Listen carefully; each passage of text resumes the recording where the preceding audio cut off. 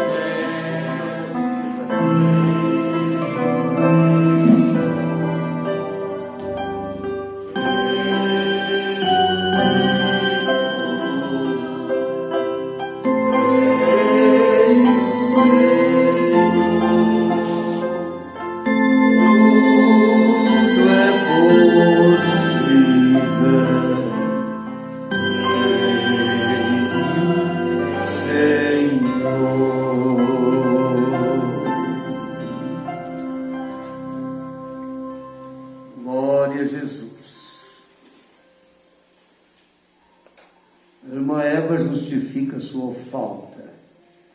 A irmã Gisele, a irmã Gislaine e Manuel,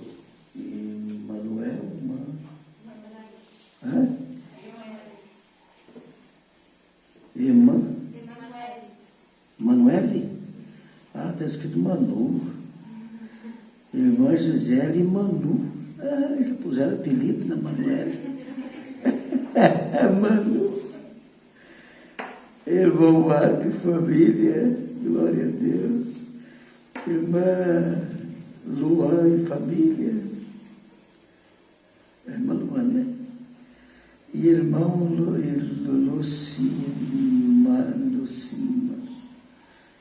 Luciana e família. Irmã Luciana e família. Vamos orar, né, ao Senhor Jesus, entregando esses nomes, tudo nas mãos de Deus. Maravilhoso Deus e eterno Pai, aqui estão esses nomes representados nesse caderno. Eu oro a Ti nesta hora, Pai, pedindo a Tua bênção e o Teu amor sobre essas vidas, crendo que o Senhor já está operando, em nome de Jesus Cristo. Amém e amém. Um bom dia a todos com o nosso querido Senhor Jesus. Uma manhã de chuva, de bênção, né? Chuva de todo lado, chuva natural e também espiritual. Nós já estamos muito abençoados através desses hinos que foi entoado, hinos de louvor a Deus, e é o que vai preparando o terreno, né, para a semente. A palavra é a semente, que caindo em boa terra produz muito fruto. E eu creio que nesta manhã Deus nos dará uma semente boa para uma terra boa. Estamos muito agradecidos a Deus. Já fazia alguns dias que não chovia e essa madrugada, ali em Poços de Caldas, às 2 horas da manhã já começou a chover. E aí foi chovendo, em 2 horas da manhã eu vi a chuva, aí eu dormi, aí 4h30 eu acordei, chovendo, e aí das 4h30 para frente eu aí já não deu tempo mais de dormir, porque aí já entra na oração da madrugada, na meditação, e 5h30 eu estava de pé. Mas chuva de bênção mesmo, graças a Deus, muito bom. Uma chuva macia, aquela chuva que vem para molhar a terra. aquela chuva que dá enxurrada, erosão, não, aquela chuva que vem e vai penetrando devagarzinho. É mais ou menos uma palavra de Deus revelada, né, irmão Efraim? Ela vai penetrando bem devagarzinho, né? Não é aquela chuva que traz dano, traz problema, traz prejuízo, não. É uma chuva que vem penetrando devagarzinho nos nossos corações. Então nós estamos felizes, né?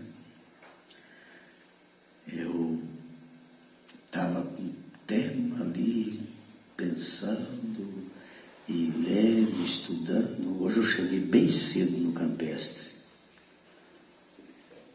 Hoje eu fiz surpresa até para o irmão Davi, né, irmão Davi?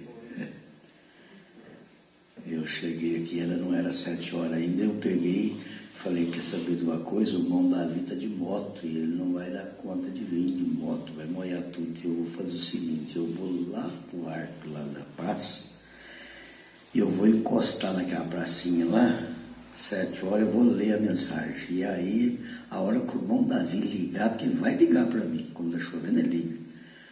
Ele vai ligar para me buscar e lá, eu vou falar para ele, eu já estou aqui te esperando. Não deu outra, né? Aí eu estava lendo e fiquei 1 hora na pracinha lendo, aí 8 horas ele ligou. Pastor, o senhor já chegou em Campestre? Eu falei assim, cheguei, já estou em Campestre. Uai, será que dá para o senhor dar um pulo aqui para mim? Está chovendo? Eu falei, eu já estou aqui esperando, já estou. Glória a Deus, coisa boa, né, irmão? A surpresa é bom, né? Mas então eu estava meditando sobre fé ali, queria falar um pouco sobre isso. Estou com uma mensagem aqui, o que é necessário para vencer toda a incredulidade, a nossa fé e tudo, e meditando sobre isso. Mas eu saí cedo de casa e peguei uma mensagem lá e coloquei dentro da pasta. E agora, quase na hora que somente crê aí, eu lembrei dessa mensagem que estava na pasta, que eu tinha pegado lá. E agora eu não sei como é que eu faço.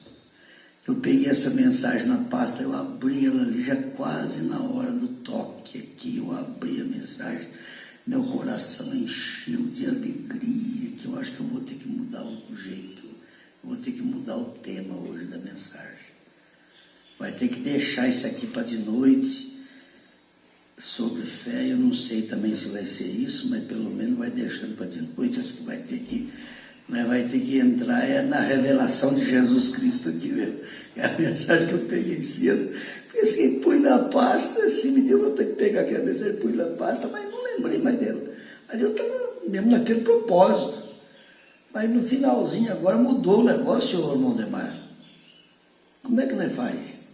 Acho que vai ter que seguir a linha aqui da mudança, né? Vai ter que ler Apocalipse capítulo 1. Vamos por aqui. Vamos por aqui. O nosso Senhor Jesus, Ele sabe de tudo que nós estamos precisando. Quem sabe que pode ser que alguém aqui nesta manhã, eu acredito que não. Eu acredito que todos que estão aqui estão muito bem inteirados acerca de quem é Jesus mesmo. Creio que não. Mas vai que nós estamos pregando e chega alguém para visitar alguma coisa e pode querer saber alguma coisa mais concreto mesmo, né?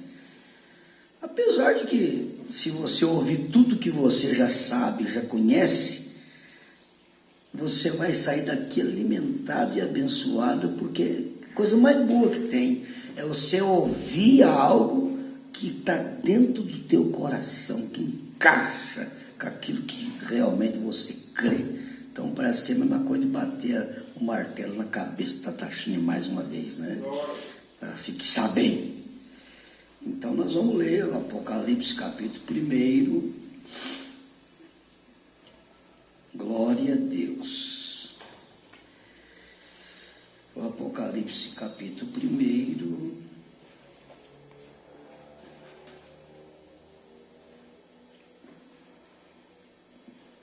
Nós vamos ver o versículo 4 e o versículo 5 e o versículo 6. Então o versículo 4 aqui está a dedicação às 7 igrejas da Ásia. João, as 7 igrejas que estão na Ásia, graça e paz seja convosco, da parte daquele que é, e que era, e que há de vir, e da dos 7 espíritos que estão diante do seu trono, e da parte de Jesus Cristo, que é a fiel testemunha, o primogênito dos mortos e o príncipe dos reis da terra, aquele que nos ama e em seu sangue nos lavou de nossos pecados e nos fez reis e sacerdote para Deus e seu Pai, e a Ele glória e poder para todos sempre. Amém. O Senhor Jesus abençoe a leitura da palavra em nossos corações. Assentai-vos. Glória a Jesus. Então nós vamos começar aqui no parágrafo 19 da mensagem, a revelação de Jesus Cristo. Eu creio que nós vamos ser muito abençoados com esta mensagem nesta manhã. O profeta diz assim que a palavra Ásia realmente é a Ásia Menor, uma terra pequena, mais ou menos do tamanho da Indiana.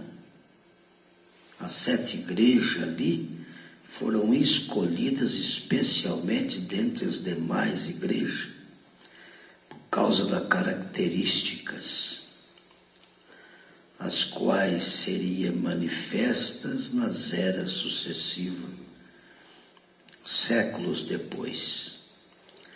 Os 7 espíritos ante o trono, na presença, na presença do trono, é o espírito que estava em cada um dos 7 mensageiros, dando-lhes seu ministério para a era em que cada um viveu.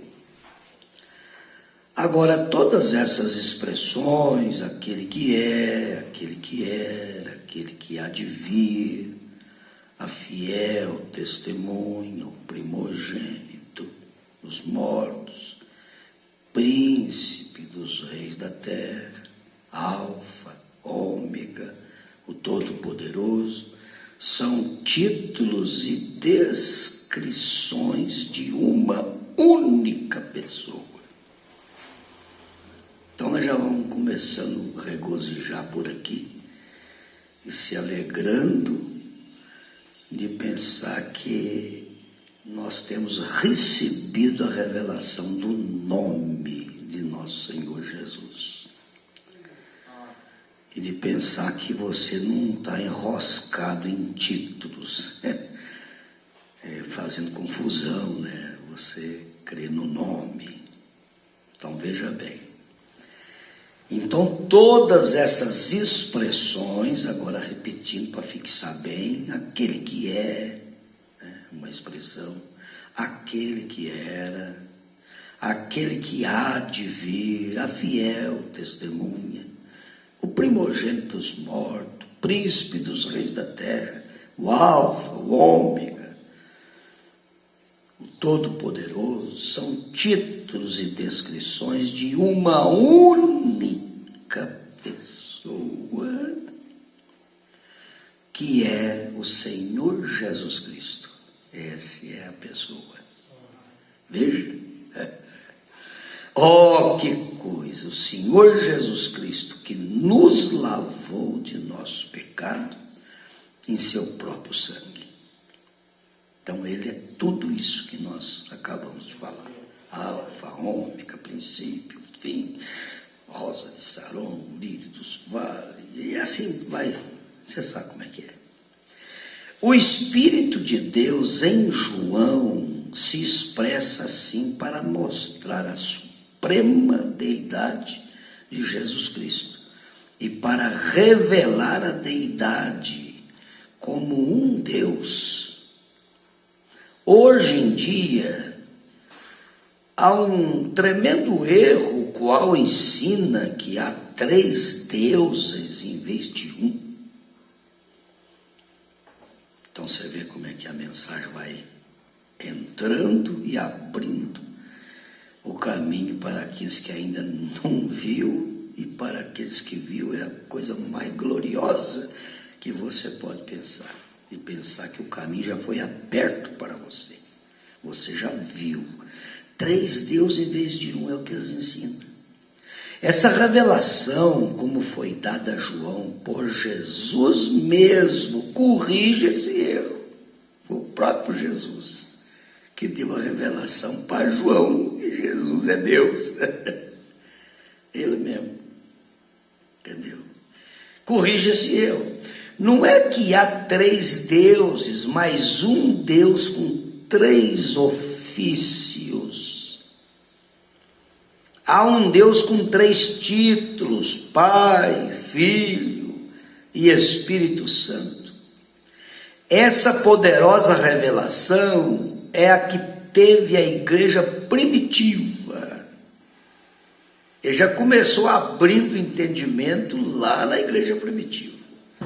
Você encontra em São Lucas, capítulo 24, verso 45, que Jesus abriu o entendimento dos apóstolos para compreender as Escrituras. E tem que ser restaurada nesses últimos dias, ou nesse último dia, juntamente com a fórmula correta para o batismo na água.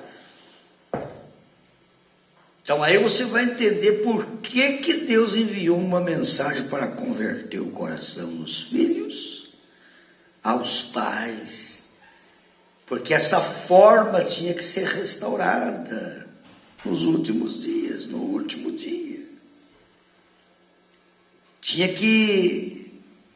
É com uma semente que é plantada e depois ela nasce, ela cresce, ela forma, ela traz o seu fruto, o fruto vem o amadurecimento, e quando você colhe ele maduro, ele é igualzinho que foi plantado. Tem que ser igual. Essa semente foi plantada lá na era primitiva, na descida do Espírito Santo, em Pentecoste. Ali foi plantada a semente. Ali foi que começou o batismo em nome de Jesus. E essa semente foi plantada durante essas eras, na era das trevas. A semente foi enterrada e ela brotou com Martim Lutero. Na 5ª era da igreja, em 1520, Martim Lutero foi o broto dessa semente. E o Wesley veio com a mensagem de santificação, que já era o crescimento dessa semente, o talo. E aí vem a era pentecostal na casca, e agora vem o amadurecimento do grão, para ser o mesmo grão que foi plantado. Por isso que o batismo tem que ser igual ao que aconteceu lá em Atos capítulo 2. Foi o primeiro batismo, agora tem que ser igual. Porque se não for igual, a semente tem que ser igualzinha que foi plantado. Por isso que a lei da semeadura, irmão, coloca nós numa posição de pensar o que nós vamos falar. Porque tudo que nós falamos é uma semente que nós estamos plantando. Se você planta uma semente boa, vai dar um fruto igual. Fruto bom. Se você planta uma semente maligna, se você maldiz uma pessoa, xinga uma pessoa, você está plantando uma semente. Você pensa que lá na frente alguém não vai xingar você do mesmo jeitinho? Vai acontecer a mesma coisa. Vai, porque o fruto, só você morrer antes de colher o fruto. Vai colher um por um. Plantou, colheu. Jesus que não sai daqui sem pagar o último centavo. Tem que colher tudo que plantou. Você já pensou na hora da partida da gente começar a colher fruto? Você já pensou? O vizinho fala assim: graças a Deus que esse homem está morrendo. Olha que fruto mais terrível. O outro vizinho encontra com aquele e fala: rapaz, demorou demais para morrer esse homem. Olha que fruto. É tudo coisa que ele plantou. Entendeu? O outro vizinho fala: que saber de uma coisa, eu nem no velório, fala o que quiser de mim, mas nem no velório desse homem eu não vou. Olha que fruto. É diferente, irmão Ademar, do fruto daquele que fala assim, do vizinho, fala assim: nossa, isso para mim foi um choque. O nosso vizinho morreu, puxa vida, que dor, e a lágrima pinga, fala: puxa vida. Se tem um homem que não podia morrer, se tem uma mulher que não podia morrer, essa vizinha nossa aí, quanto que essa mulher, de todo jeito que o vizinho grita, ela está pronta para atender, para cuidar, para ajudar. Olha, a vizinha que nessa aí nós não vai ter mais, não. Olha o fruto. Então é isso aí. Oh, que coisa. O profeta diz, veja, tem que ser restaurada nesse último dia, juntamente com uma fórmula correta para o batismo na água. Tem que ser igual o que aconteceu lá no Pentecostes. Agora, nós temos a promessa na Bíblia Sagrada e o cumprimento dela já nos nossos dias, do restaurador de todas as coisas. Mateus 17:11. Jesus diz: Elias virá primeiro e restaurará todas as coisas. E é justamente isso que está acontecendo na hora que nós estamos vivendo.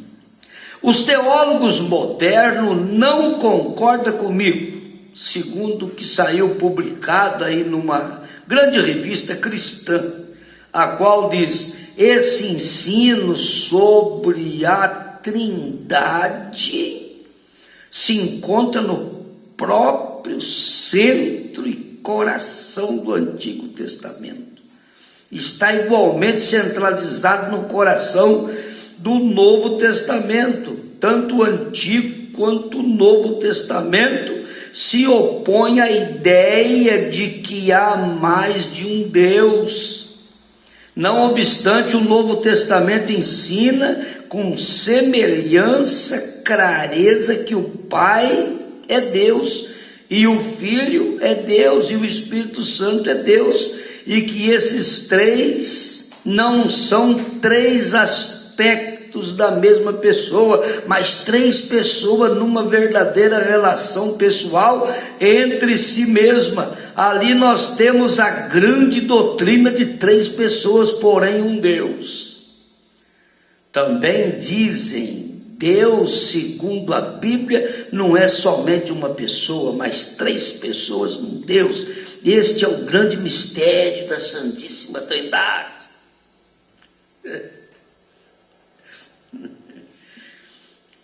A Santíssima Trindade sempre foi o grande mistério, que a gente ouviu isso a vida inteira na Igreja Católica, não podia nem tocar nesse assunto.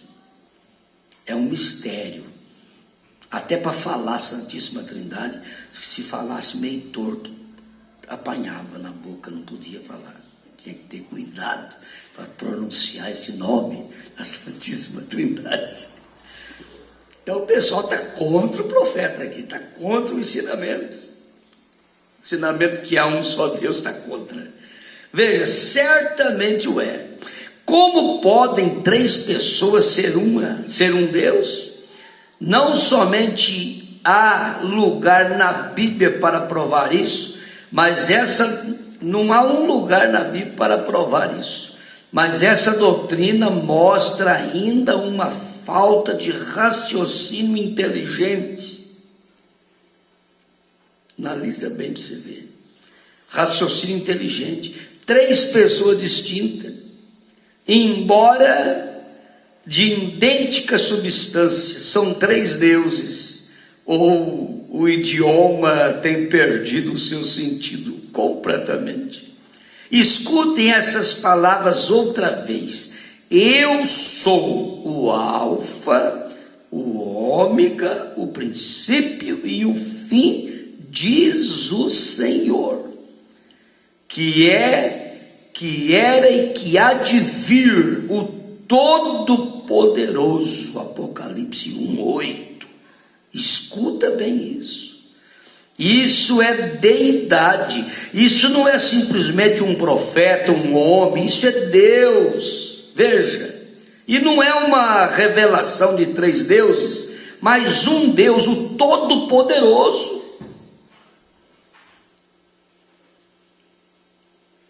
E nós não está chovendo em terra molhada, não. Sabe por quê, irmão? Vocês sabem disso, conhecem isso. Ah, pastor, o senhor está falando de coisa que nós já sabemos, mas você não está feliz de saber, de conhecer isso, de isso estar impregnado dentro da tua alma?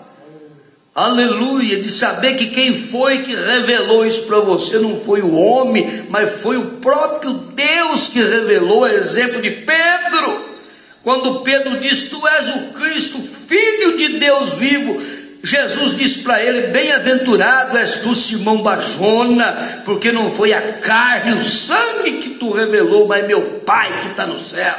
Essa revelação não é o homem que traz isso, não, isso é Deus que traz isso. Aleluia. Senão você nunca vai entender, você vai ficar enroscado mesmo, misturado com tantas pessoas na divindade. Ali no princípio da igreja não crê em 3 deuses. Você não pode encontrar essa classe de doutrina entre os apóstolos.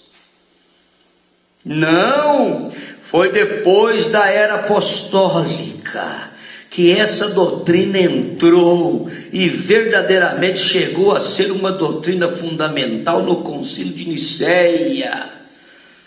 A doutrina da deidade causou em Nicéia uma separação em 2 sentidos, e dessa separação saiu 2 extremos. Um simplesmente foi ao politeísmo, veja, crendo em 3 deuses. Essa é a doutrina politeísta, crê em 3 deuses. E o outro foi ao unitarismo. Naturalmente, isso tomou um tempo para se desenvolver, porém sucedeu, e o tempo hoje em dia, porém a revelação através de João dada pelo Espírito às igrejas foi: eu sou o Senhor Jesus Cristo, eu sou a plenitude, não há nenhum outro Deus, e ele pôs seu selo sobre essa revelação. Acabou. Entendeu? O selo de Deus está aí. E ele vai abrir esse selo, ele vai abrir isso para quem ele quer abrir. Isso aí não é de quem quer e não é de quem corre atrás, é de quem Deus escolheu para isso. Ô, irmão, você foi escolhido para ver isso. Já pensou que privilégio, meu Maurício? Eu vou levar. Escolhido para ver uma coisa que 1 milhão de gente passa por cima e não vê de jeito nenhum. Escolheu você. Você já pensou se não vale a pena você dar tudo que tem, a vida tua por isso? Analisa bem para você ver, você foi escolhido para isso. Considere isso. Quem foi o pai de Jesus? Mateus 1,18. Achou-se ter concebido do Espírito Santo, porém Jesus mesmo disse que Deus era seu pai. Deus o Pai e Deus o Espírito Santo, como frequentemente expressamos esses termos, fazem ao Pai e ao Espírito uma pessoa. Maria concebeu do Espírito Santo, e se o Pai de Jesus é o Espírito Santo, então o Espírito Santo é Deus. Entendeu como é que é? Oh, que coisa! E em verdade são um. De outra maneira, Jesus teve 2 pais, porém notem que Jesus disse que ele e seu pai era um, não 2. Isso produz um Deus. Desde que isso seja histórica, e escrituristicamente verdade, o povo pergunta: de onde vieram os três? Foi uma doutrina fundamental no Concílio de Nicéia, no ano 325 depois de Cristo. Essa trindade, uma palavra absolutamente inescriturística, não tem nada a ver com a Bíblia, foi baseada sobre os muitos deuses de Roma. Os romanos tinham muitos deuses, vocês sabiam disso? Muitos, aos quais oravam. Tem tanto Deus, irmão, que eles podem orar um dia para um, dia para o outro, tanto Deus que tem, não dá conta. Tem dia que vai ter que orar para uma meia dúzia de Deus para dar conta de fazer a horta. Tanta gente. Veja, então eles tinham muitos deuses aos quais eles oravam.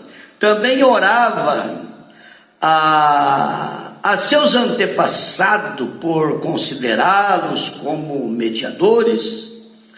E até hoje os católicos fazem isso, a gente fez muito naquele tempo. Eles fazem isso, entendeu como é que é? Só dar um exemplo para vocês, digamos uma família católica, o pai morre. Aí a família começa a orar para o pai, ajudar a mãe. Ô pai, o senhor está aí, olha para a mãe, intercede para a mãe, aí, que a mãe está doente, entendeu? É assim que os católicos fazem, nós fazíamos, né? E também orava aos seus antepassados por considerá-los como mediadores. Aí, ó.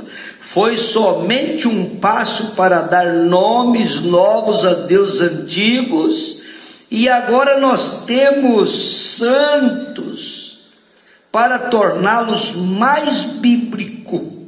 Veja, assim sendo, em vez de Júpiter, Vênus, Marte, etc., nós temos Paulo, Pedro, Fátima, Cristóvão, entendeu? Então é isso, e etc. Estes podia fazer com que sua religião pagã funcionasse com um só Deus. Portanto, o dividiram em três. Eles não conseguiam fazer, né, que essa religião pagã aí funcionasse com um só Deus. Afinal de contas, tantos mediadores, né, que eles têm, estão divididos em três e fizeram intercessores dos santos, tal como havia feito de seus antepassados. Desde então, o mundo não tem podido compreender que há somente um Deus com três ofícios ou manifestações. Sabe que há um Deus segundo as Escrituras, mas eles procuram fazer a doutrina fantástica de que Deus é como um cacho de uvas. Entendeu? Três pessoas com a mesma divindade, distribuída igualmente entre todos. Como se disse, não é pedir para o pai ele falhar, né? Tem um filho. Pedir para o filho falhar, tem o Espírito Santo. Se falhar os três, aí a coisa está feia mesmo, né? Ai, meu Deus do céu, cada entendimento aí. Oh, porém aqui em Apocalipse diz plenamente que Jesus é o que é, o que era, o que há de vir. Ele é o alfa, o ômega, o que significa que ele é o A até o Z. O que tem antes do A? O que tem depois do Z? Não, ele é tudo. Ou melhor, ele é o tudo. Ele é o Todo-Poderoso. Ele é a rosa de Saron. Ele é o lírio dos vales, a estrela resplandecente da manhã, a videira verdadeira, o Pai, o Filho, o Espírito Santo. Ele é Deus, o Todo-Poderoso, o único Deus. Oh, mas que coisa boa é saber dessas coisas. Irmão, eu sabendo disso aqui, eu não quero saber de mais nada. Você pode saber tudo na vida tua, se você não souber isso aqui. É que nem o profeta fala na mensagem, o sinal. Ele diz assim: você pode ter tudo na vida, mas sem Cristo nós perdemos tudo, tudo, tudo, tudo. Pode saber. Pode saber tudo, você não vai dar conta de saber mais do que Paulo sabia. Pode saber tudo, você não vai dar conta de saber mais do que Moisés sabia. Analisa bem para você ver aonde que Deus permitiu um Paulo chegar antes da conversão e aonde que ele permitiu um Moisés chegar antes da conversão. E por que não dizer nós também até onde ele permitiu a gente chegar antes da conversão? Qualquer um de nós que pensava que sabia tanta coisa, sabia nada. Olha para você ver uma coisa: sem Cristo perdemos tudo. O profeta diz, eu tenho uma escritura aqui que realmente fecha o canal. Ele diz, 1 Timóteo 3,16, e sem dúvida alguma grande é o mistério da piedade, aquele que se manifestou em carne, foi justificado em espírito, visto dos anjos, pregado ao gentio, crido no mundo e recebido em cima na glória. Essa escritura aqui, irmão, isso aqui, se a pessoa lê isso aqui devagar, prestando atenção mesmo, falar, eu quero entender isso aqui derruba esse paganismo, essa idolatria, tudo por terra. Só essa escritura aqui derruba tudo por terra. Oh, isso é o que diz a Bíblia. Aqui não diz nada de uma primeira, segunda e terceira pessoa. Diz que Deus foi manifestado ou manifesto em carne, um Deus. Aquele Deus foi manifesto em carne. Isso deveria pôr fim no assunto. Deus veio em forma humana, e isso não lhes fez um outro Deus, ele era Deus, o mesmo Deus. Foi uma revelação então, e é uma revelação agora. Se foi uma revelação lá, ele não muda, é uma revelação agora, entendeu? Ele é imutável, ele não muda. Então voltemos à Bíblia para ver o que ele era no princípio. Segundo a revelação que ele deu de si mesmo, o grande Jeová apareceu a Israel numa coluna de fogo, como o anjo do pacto. Ele viveu nessa coluna de fogo e guiou Israel diariamente. Veja, através dessa coluna de fogo, no templo, ele anunciou sua vinda com uma grande nuvem, e então, um dia, ele foi manifestado num corpo nascido de uma virgem, o qual foi preparado para ele. O Deus que morou numa tenda de carne e viveu como um homem entre os homens, porém ele era o mesmo Deus. Uma tenda de carne, irmão. Aleluia. A Bíblia ensina que Deus estava em Cristo. O corpo era Jesus. Está vendo? O corpo era Jesus. Nele habitou a plenitude da divindade corporalmente. Você vê isso em Colossenses, capítulo 2, verso 9. Nada pode ser mais claro que isso. Mistério, sim, porém plena verdade. Mistério, sim, por quê? Porque para as pessoas que não viu é um mistério mesmo. Mas como nós temos a promessa do Apocalipse 10:7, que o anjo viria para revelar os mistérios, graças te dou, Pai, que ocultasse essas coisas aos sábios entendidos. Isso vai continuar sendo um mistério para os sábios entendidos, mas para você já não é mistério mais, foi revelado. Amém? Em nome de nosso Senhor Jesus. Mistério, sim, porém plena verdade. Não pode ser mais claro. Assim sendo, se ele não foi 3 pessoas ontem, tampouco pode ser 3 pessoas hoje. Um Deus, e esse mesmo Deus foi feito carne. Um dia eu estava pregando a mensagem para um homem, ele falou para mim, falou: você acha que Deus vai tomar forma humana, rapaz? Você larga a mão, você está errado com isso aí. Falei: pois é, ele tomou, ele veio em carne.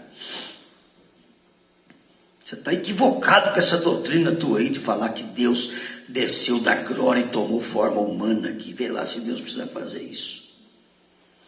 Falei: pois é, e graças a Deus que ele fez. Eu falei: bem tranquilo, porque se ele não fizesse, onde é que eu ia parar? Ele fez por causa de mim, não é? Talvez não seja por causa do Senhor. Eu falei por ele, depois eu fiquei até triste, falei: nossa, acho que eu ofendi o homem. Eu falei: talvez ele não tenha feito carne por causa do Senhor, é claro, não é por causa de mim, fez. E aí apertou, né, mano? Aí apertou sem abraçar. Eu falei: tem uma coisa, os filhos de Deus no arrebatamento vai desaparecer da terra. Os tontos têm que desaparecer mesmo. Tá bom. Tá tudo tranquilo. Jesus disse: vim de Deus e volto para Deus. São João 16, 27 e 28. Isso é exatamente o que sucedeu. Ele foi tirado da terra por meio de sua morte, sepultura, ressurreição e ascensão. Ele foi tirado da terra. E então Paulo se encontrou com ele no caminho de Damasco, e ele falou a Paulo e lhes disse: Saulo, Saulo, por que me persegue? E Paulo disse: quem é, Senhor? E ele disse: eu sou Jesus. Coisa boa. Ele é aquela coluna de fogo. Se uma pessoa lesse só isso aí com entendimento, já dava para ver tudo, né, irmão Maurício? Já viu a coluna de fogo lá que guiou o povo de Israel, e agora a coluna de fogo de novo ali, e daquela coluna saiu a voz: eu sou Jesus. Então matou a charada. Depois vê que é por isso que Moisés carregou o vitupério de quem? De Cristo. Oh, quem és tu, Senhor? E ele disse: eu sou Jesus. Ele era coluna de fogo, uma luz cegante. Ele havia voltado exatamente como disse que faria. Ele disse: eu vim de Deus e volto para Deus. Ai, meu Deus do céu. Ele voltou a ter aquela glória, né, que ele tinha antes da fundação do mundo. Ele voltou na coluna de fogo outra vez, uma luz cegante. Ele havia voltado exatamente como ele disse que faria. Voltou à forma que era antes de vir morar num tabernáculo de carne. Assim é exatamente como viu João 1,18. Deus nunca foi visto por ninguém, o Filho unigênito que está no seio do Pai. Esse o fez conhecer. Tem jeito de ver Deus, eu não sei Jesus. Note onde disse João que Jesus está. Ele está no seio de quem? Do Pai. Lucas 2:11 diz: pois na cidade de Davi vos nasceu hoje o Salvador, que é quem? Que é Cristo, o Senhor. Mas aquele menininho que nasceu então é Cristo, o Senhor. Olha para você ver, irmão. Olha para você ver o que a Bíblia diz daquele menino que nasceu lá. Cristo, o Senhor, não falou Jesus. Você prestou atenção? Está trazendo para a divindade mesmo, porque Jesus foi um nome que ele herdou esse nome. Deus deu esse nome para ele aqui na terra. Para aquele corpo tinha que receber um nome aqui na terra, Jesus. Só que ele não era Jesus só. Por isso que o batismo não pode ser em nome de Jesus só. Tem muitos Jesuses por aí. Mas ele era Jesus Cristo. O que nasceu lá foi o Cristo. A Bíblia diz que o Cristo nasceu lá. Aí você vê Jesus Cristo, né, numa pessoa só. Aí, Senhor Jesus Cristo, que nasceu lá. Aí a Bíblia fala: pois na cidade de Davi vos nasceu hoje o Salvador, que é Cristo o Senhor. Aí você junta Senhor Cristo lá, Cristo Senhor, com mais Jesus, que é o nome que ele ganhou para viver aqui. Aí você vai juntar da Senhor Jesus Cristo, que é ele. Entendeu como é que é? Muito simples, mas só que não é para todo mundo. Ele nasceu Cristo, e 8 dias depois, quando foi circuncidado, foi chamado Jesus, como o anjo lhes havia dito: eu nasci brana, quando nasci, me puseram o nome de William. Ele era o Cristo, porém lhes foi dado um nome aqui entre os homens, o tabernáculo de fora, que os homens podiam ver, foi chamado Jesus. Ele era o Senhor da glória, o Todo-Poderoso manifesto em carne. Ele é Deus, o Pai, Filho, Espírito Santo. Ele é tudo isso. Um dia uma irmã falou para o profeta, não era uma irmã, era uma senhora que gostava de ouvir as pregações do profeta. Falou para ele assim: olha, eu gosto de ouvir você falar assim, pregar e tudo, mas tem uma coisa que eu não concordo: você exalta Jesus demais.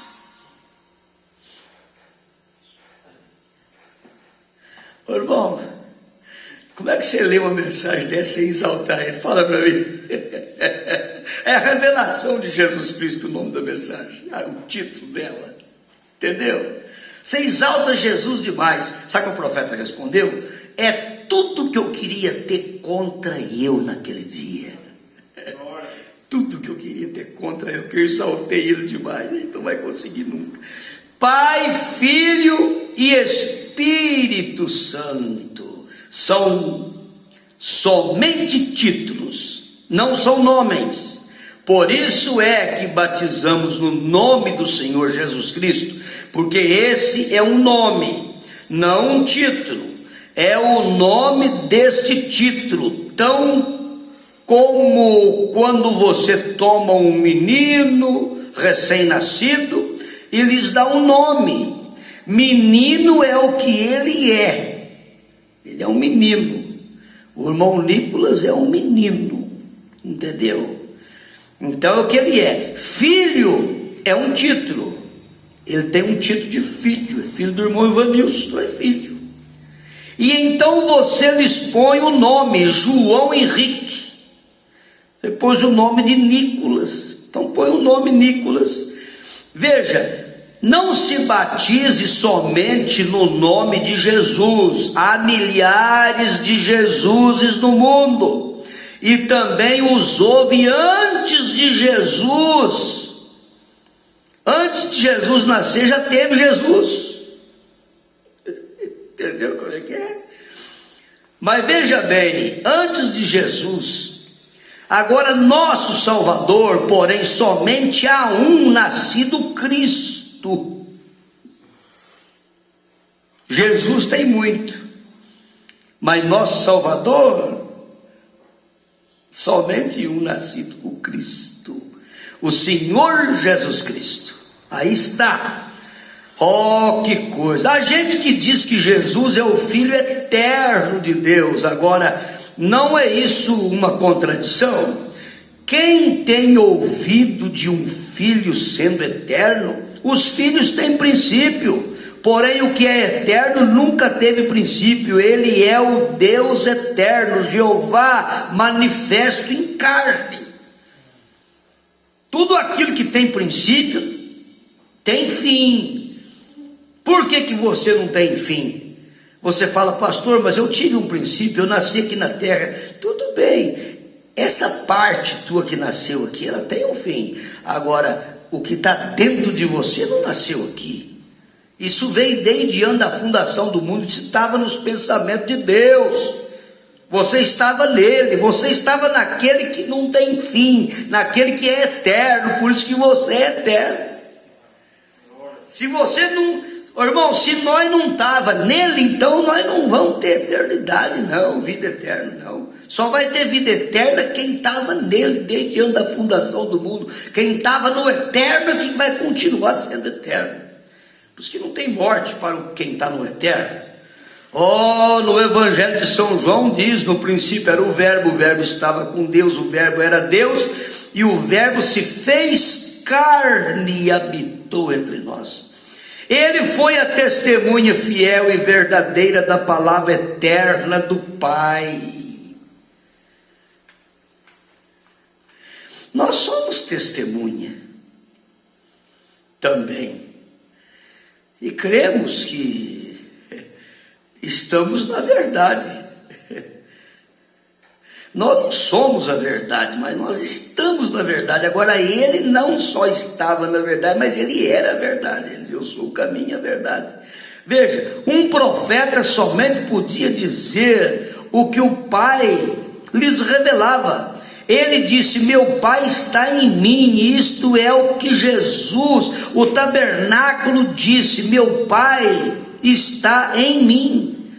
Deus tem muitos títulos. Nossa justiça é um título de Deus.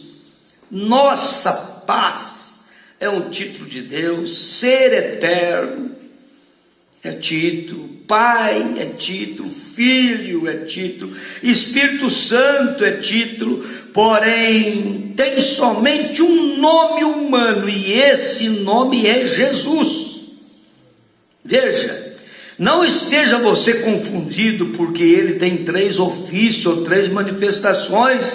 Na terra ele era um profeta, no céu ele é o sacerdote, e regressando à terra ele é o Rei dos Reis. Profeta, sacerdote e rei. O que era? Esse é Jesus, o profeta. O que é? Esse é o sumo sacerdote, fazendo intercessão, o que pode compadecer das nossas fraquezas. Então, o que era Jesus aqui na terra. O que é o Espírito Santo em nós? Ele é o sumo sacerdote, através do Espírito Santo, fazendo intercessão para nós. Veja, na terra ele era a palavra, o profeta. Moisés disse dele: o Senhor vosso Deus vos levantará profeta como eu. E será que se não ouvirem as palavras desse profeta, serão desarraigados do povo? Note esses dados acerca de Jesus. Na terra foi profeta, ovelha, filho. Isso não quer dizer que era 3. Foram apenas manifestações ou ofício da mesma pessoa, Jesus.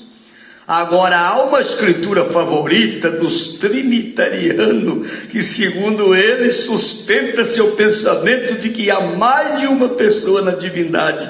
Apocalipse 5, versos 6 e 7. E olhei, e eis que estava no meio do trono e dos 4 animais viventes, entre os anciãos um cordeiro, como havendo sido morto, e tinha 7 pontas e 7 olhos, que são os 7 Espíritos de Deus enviados a toda a terra. E veio e tomou o livro da destra do que estava sentado no trono, e havendo tomado o livro, os 4 animais e os 24 anciãos prostraram-se diante do cordeiro, tendo todos eles harpas e salva de ouro cheia de incenso, que são as orações do santo. E em verdade esses versículos, se os separemos, pareceria provar seu ponto. Você observe que eu disse esses versículos separados. Porém, leia Apocalipse capítulo 4, verso 2 e 3, e o Apocalipse 9, verso 11. E logo fui arrebatado em espírito, e eis que um trono estava posto no céu, e um assentado sobre o trono. Opa! Você está vendo como é que é? As pessoas pensam que tem 3 tronos no céu. O trono do Pai, o trono do Filho e o trono do Espírito Santo. E na verdade no céu só há um trono. Aí você pergunta, e esse trono de quem que é? Do Pai ou do Filho? Eu digo, é do Pai. Mas o Filho também não tem o seu trono? Tem, mas o trono dele não é no céu, o trono dele é na terra. A diferença está aí, que as pessoas que creem em 3 deuses, eles vê 3 tronos no céu. No céu só há um trono. E Jesus diz, aquele que vencer, eu concederei que se assenta comigo no meu trono, se referindo no milênio, na terra, como eu venci e me assentei com meu Pai no seu trono, no céu.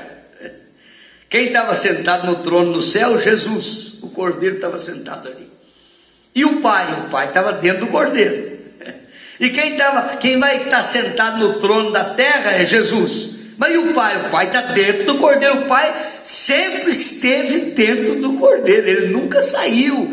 Desde que ele criou um corpo, irmão, mesmo antes de criar um corpo de carne, quando ele criou um corpo espiritual, isso é 1 milhão, 1 trilhão de anos-luz antes do mundo existir, quando Deus trouxe aquela luz à existência, aquela luz era o Logos de Deus, era a coluna de fogo. Deus já habitou dentro daquilo ali, através daquilo ali, ele trouxe a palavra, haja isso, haja aquilo, haja luz, e começou a criar todas as coisas. Aquela coluna de fogo era Jesus, e Deus, o eterno, que ninguém pode ver, ele é espírito, ele habitou dentro daquele corpo espiritual. Oh, o que é isso? Deus criou um corpo, e através daquele corpo ele fez todas as coisas. Por isso que a Bíblia diz que sem o verbo nada do que foi feito se fez. São João 1,3. Por quê? Porque o verbo é aquela coluna de fogo, o verbo é a palavra de Deus, o verbo é aquela luz que Deus trouxe à existência antes da fundação do mundo. E aquele verbo se encarnou, São João 1,14, e habitou entre nós. E aí nós vamos discorrendo. Olha o que estava sentado. Veja, e logo fui arrebatado em espírito, e eis que um trono estava posto no céu, e um assentado sobre o trono. E o que estava sentado era da aparência semelhante à pedra jaspe, sardônia, e o arco celeste estava ao redor do trono, e parecia semelhante à esmeralda. E quando os animais davam glória e honra e ação de graça ao que estava sentado sobre o trono, ao que vive para todo sempre, os 24 anciãos prostravam-se diante do que estava sentado sobre o trono e adoravam o que vive para todo sempre, e lançavam as suas coroas diante do trono, dizendo: digno é Senhor, entendeu? De receber glória e honra e poder, porque tu criaste todas as coisas, e por tua vontade são e foram criadas. Então analisa bem, o profeta diz: note cuidadosamente que no versículo 2 diz 1, não 2 ou 3, 1, mas um estava sentado no trono. No versículo 3 diz: ele, não eles, ele, é pronome pessoal, era da aparência semelhante a uma pedra de jaspe. No versículo 9 diz que os animais estavam ou davam honra a ele, não a eles. Entendeu? No versículo 10 diz que os anciãos se prostravam diante dele, não deles. No versículo 11 diz: Senhor, digno és, não senhores, Senhor, digno és. Também no versículo 11 diz: esse que estava no trono era o Criador, que é Jesus, São João 1,3, o qual é Jeová, Espírito, Deus do Antigo Testamento, Gênesis capítulo 1, porém não vamos nos deter aqui. Leia agora em Apocalipse 3:21. Ao que vencer lhes concederei que se assenta comigo no meu trono, assim como eu venci e me assentei com meu Pai no seu trono. Hebreus 12:2. Olhando para Jesus, o autor e consumador da fé, o qual pelo gozo que lhes estava proposto suportou a cruz, desprezando a afronta, e assentou-se à destra do trono de Deus. Note que, segundo Jesus mesmo, quem escreveu o Apocalipse, ele está sentado com o Pai. O Espírito em Paulo, qual é o Espírito de Cristo? Porque esse é o Espírito da profecia, pelo qual vem a palavra, diz que ele está sentado à destra de Deus. Porém, quando João olhou, viu somente um sobre o trono. E não foi até Apocalipse 5, 6 e 8, o qual segue Apocalipse 4, 2 e 3, em sucessão de tempo, que vemos ao Cordeiro tomando o livro daquele que estava sentado no trono, como indica o Apocalipse capítulo 4, que é, veja, o mistério de um Deus. Ele, Jesus, saiu de Deus, foi manifestado em carne, morreu, ressuscitou e voltou para o seio do Pai, como disse João no capítulo 1, versículo 18, o Filho unigênito que está no seio do Pai, veja, o fez conhecer. Era tempo para que Deus, o Messias, voltasse, veja, aclamar sua noiva, e então apresentar-se, se fazer conhecer a Israel. Assim sendo, vemos a Deus vindo novamente para tomar uma relação humana com o homem, como filho de Davi, rei dos reis e o Senhor dos senhores, e como o noivo da noiva gentia. Veja, não são dois deuses, mas simplesmente um só Deus, manifestando seus poderes, ofícios e títulos, tríplice, entendeu? Tríplice manifestação. O povo sabia que ele era profeta, eles conheciam o sinal do Messias, o qual somente podia manifestar-se através de um profeta. São João 1, 44 e 51. E Filipe era de Betsaida, cidade de Nazaré, e de Pedro. Filipe achou Natanael e disse, olhando aquele quem Moisés escreveu na lei e os profetas, Jesus de Nazaré, o filho de José. Disse-lhe Natanael, pode vir alguma coisa boa de Nazaré? Disse-lhe Filipe, vem e vê. Jesus viu Natanael vir ter com ele e disse, eis aqui um verdadeiro israelita em quem não há engano, em quem não há dolo, quer dizer, engano. Disse-lhe Natanael, de onde me conheceste tu? E Jesus respondeu e disse, antes que Filipe te chamasse, eu te vi estando debaixo da figueira. Natanael respondeu e disse, mestre, tu és o filho de Deus, tu és o rei de Israel. E Jesus respondeu e disse, por que te disse, vi debaixo da figueira, crês? Coisas maiores do que essa vocês verão. E disse, na verdade vos digo, que daqui em diante vereis o céu aberto e os anjos de Deus subir e descerem sobre o Filho do Homem. Oh, que coisa! A habilidade para discernir os pensamentos dos corações dos homens fez com que os escolhidos de Deus entendessem que ele era o Messias, a palavra ungida de Deus. Hebreus capítulo 4, verso 12, porque a palavra de Deus é viva e eficaz, mais penetrante do que espada alguma de dois gumes, e penetra até a divisão da alma e do espírito, juntas e medula, e é apta para discernir os pensamentos do coração. Quando a mulher junto ao poço aproximou-se dele, ele discernia os pensamentos dos corações. Ela lhes respondeu, ela lhes reconheceu como profeta, declarando que o Messias seria conhecido por meio desse sinal. São João 4, do 7 ao 25.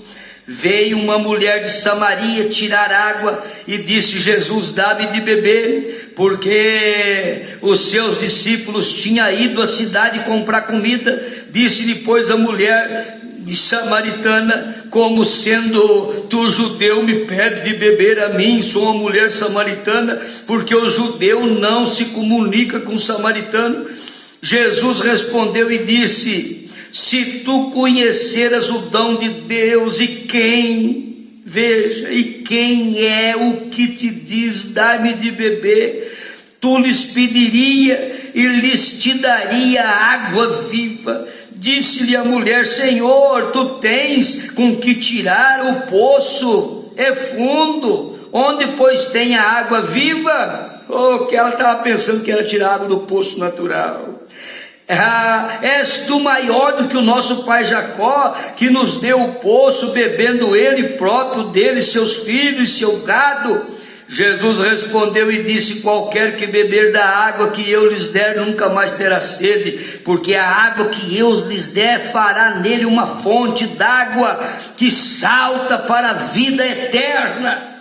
Não foi isso que aconteceu comigo, que aconteceu com você, quando você bebeu um gole dessa água, quando você encontrou com essa mensagem, com esse poço artesiano. Essa água fez um movimento dentro da nossa alma e salta para a vida. Que coisa! Que maravilha!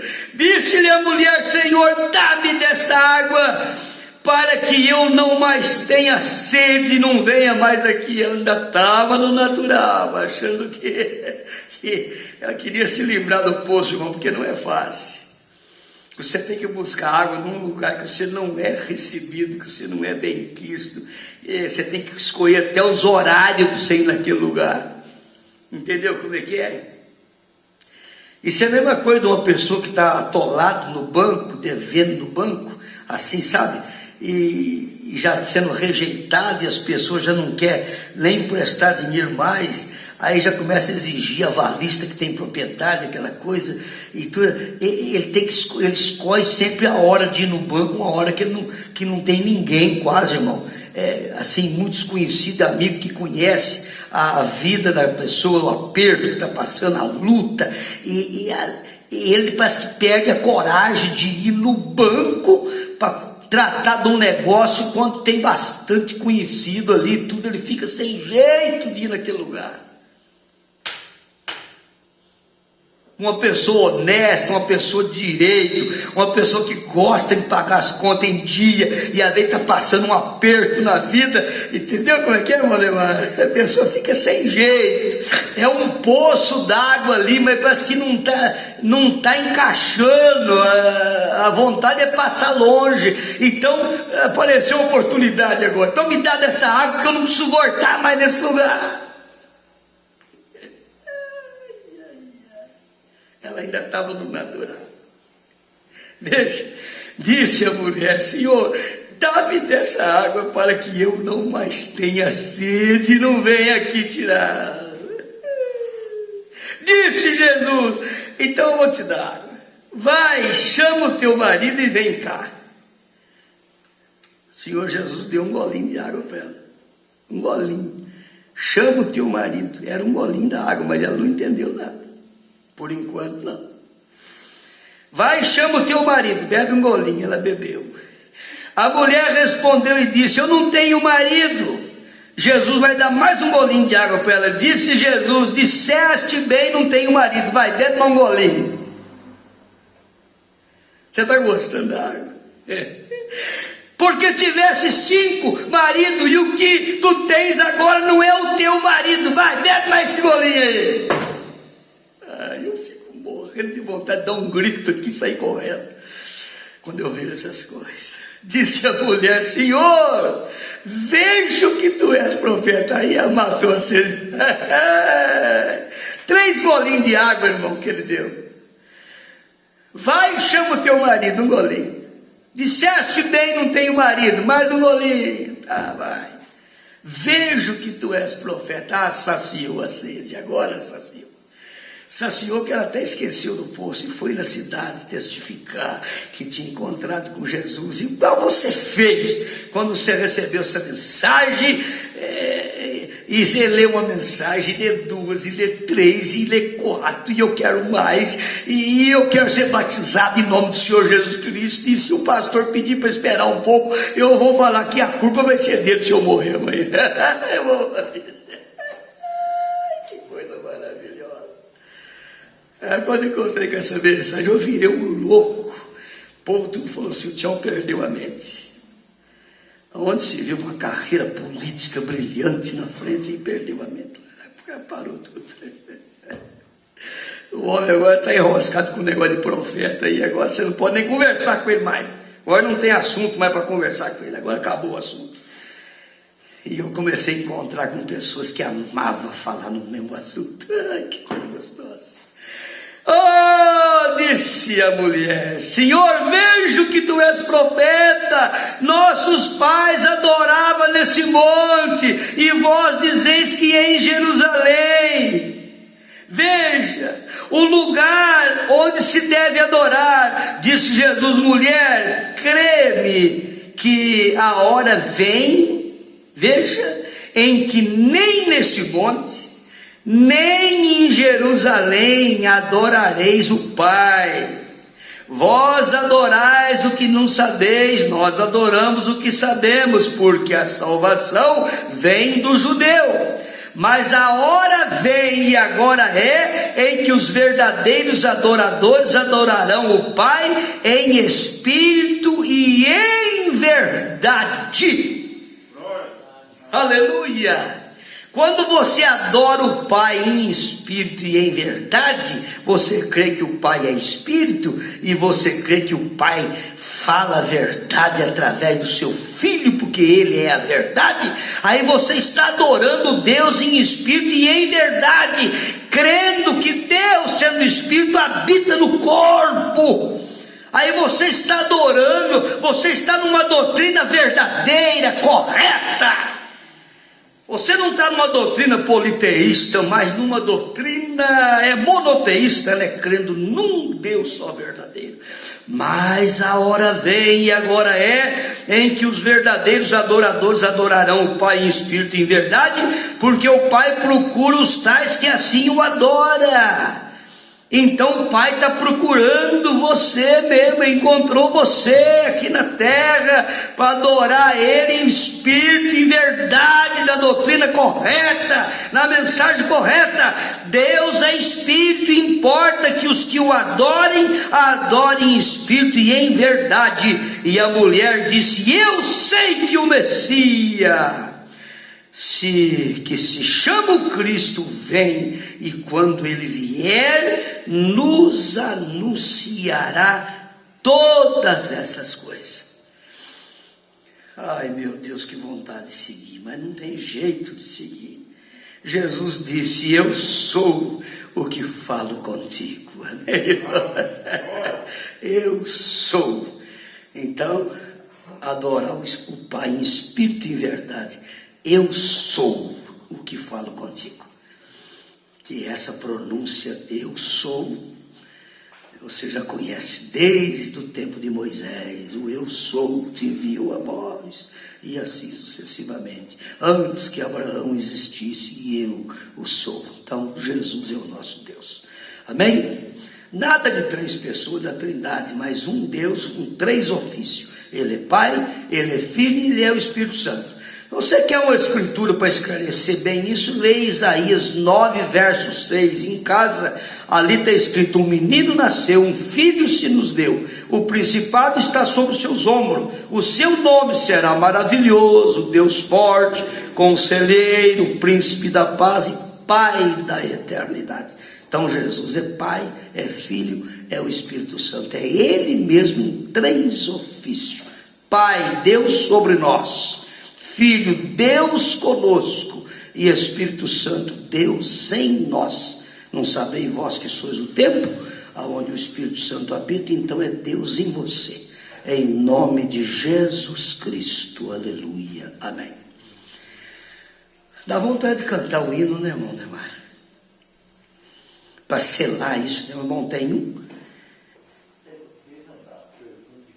perfume de Cristo. Vamos ouvir o perfume de Cristo, porque Ele é digno